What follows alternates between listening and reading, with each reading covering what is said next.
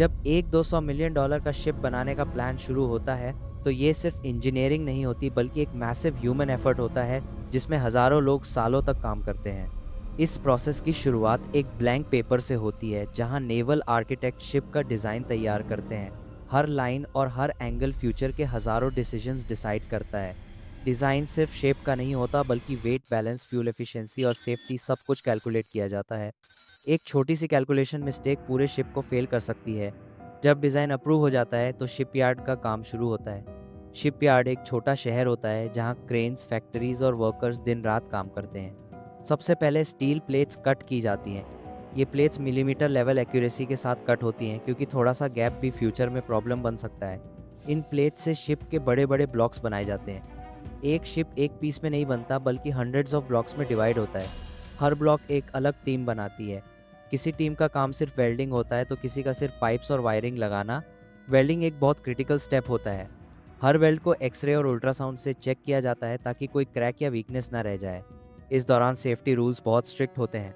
हज़ारों workers heavy machines के बीच काम करते हैं जहां एक छोटी सी गलती जान ले सकती है। जैसे जैसे ब्लॉक्स रेडी होते हैं, जायंट क्रेन्स उन्हें उठाकर जोड़ना शुरू कर देते हैं। ये क्रेन्स इतने पावरफुल होते हैं कि पूरे बिल्डिंग के साइज़ का वेट उठा सकते हैं। ब्लॉक्स को जोड़ते वक्त अलाइनमेंट परफेक्ट होना चाहिए।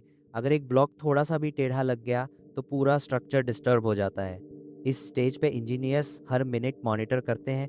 लेज़र टूल से डिस्टेंस और एंगल मेजर किया जाता है। जब शिप का आउटर बॉडी कंप्लीट हो जाता है तो अंदर का काम शुरू होता है। इसमें इंजन्स, जनरेटर्स और फ्यूल सिस्टम्स इंस्टॉल किए जाते हैं। शिप का इंजन खुद एक इंजीनियरिंग मार्वल होता है। इसका वेट हंड्रेड्स ऑफ टन्स होता है और यह सालों तक नॉन स्टॉप चलने के लिए बनाया जाता है। इंजन इंस्टॉल करना इतना कॉम्प्लेक्स होता है कि कभी-कभी शिप को इंजन के अराउंड बनाया जाता है ना कि बाद में डाला जाए। इसके बाद इलेक्ट्रिकल वायरिंग का काम होता है। एक लार्ज शिप में थाउजेंड्स ऑफ किलोमीटर्स लंबी वायर्स होती हैं। हर वायर का एक पर्पस होता है, नेविगेशन से लेकर इमरजेंसी सिस्टम्स तक। एक वायर की फॉल्ट पूरे सिस्टम को फेल कर सकती है। इसके साथ साथ प्लम्बिंग और वेंटिलेशन सिस्टम्स लगाए जाते हैं।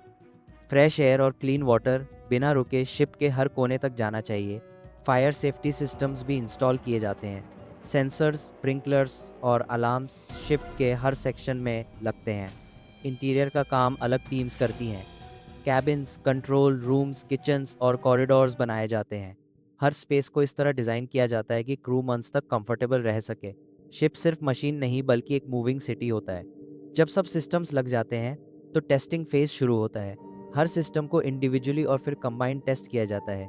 पावर ऑन करने से पहले इंजीनियर्स लास्ट इंस्पेक्शंस करते हैं। ये मोमेंट बहुत टेंस होता है क्योंकि सालों की मेहनत का रिजल्ट यहीं डिसाइड होता है। जब इंजन पहली बार स्टार्ट होता है तो पूरा शिपयार्ड रुक जाता है। अगर इंजन स्मूथ चला तो सब चैन की सांस लेते हैं। इसके बाद शिप को पानी में उतारा जाता है जिसे लॉन्चिंग कहते हैं। ये एक हिस्टोरिक मोमेंट होता है। शिप को सी ट्रायल्स के लिए ले जाया जाता है जहां रियल ओशन कंडीशंस में टेस्ट होता है। स्पीड, टर्निंग और ब्रेकिंग सब चेक होता है। कुछ इश्यूज ट्रायल्स में निकल आते हैं जिन्हें वापस शिपयार्ड में फिक्स किया जाता है। परफेक्शन के बिना डिलीवरी नहीं होती। आखिरी स्टेज डॉक्यूमेंटेशन और सर्टिफिकेशन की होती है। इंटरनेशनल अथॉरिटीज शिप को अप्रूव करती हैं।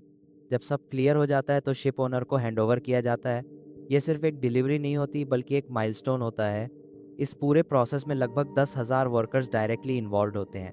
हर वर्कर का रोल छोटा लग सकता है लेकिन बिना उसके शिप कंप्लीट नहीं होता।